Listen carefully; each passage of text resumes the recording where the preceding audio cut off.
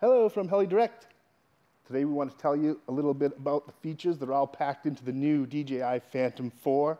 It's got plenty of features, so I just want to get right at it. First off, the aircraft features tap to fly. When you're in tap to fly, basically you can tap the screen and the copter will fly to wherever you point to on your iPad. The unit has active track, which tracks moving objects or people. What you do is you draw a square around the object or person to track, and the copter will track them with the camera and the unit itself. There's no bracelet or phone to have to hold. This feature is done with tracking software built into the camera. Phantom 4 is very fast. It will hit speeds up to 45 miles per hour in sport mode.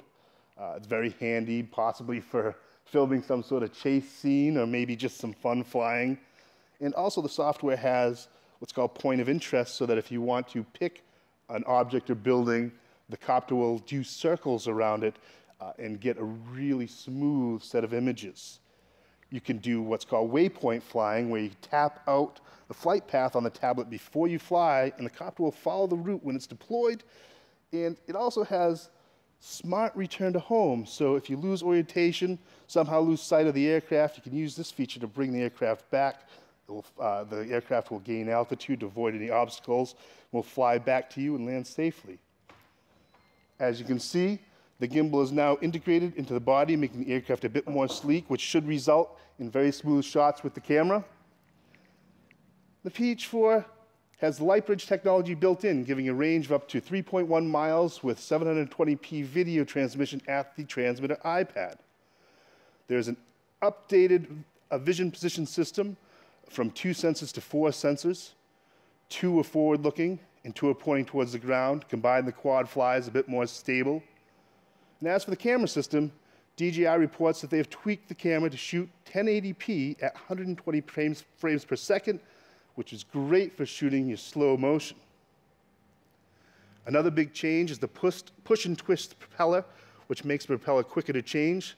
The SD card slot is in a more user-friendly position, mounted on the lower side of the unit. There's also a new battery that provides up to 28 minutes of flight time, which is a 23% upgrade to the Phantom 3. Charge time for the battery has also increased to about 45 minutes. And the color is now a glossy white over the entire aircraft. It's very sleek looking.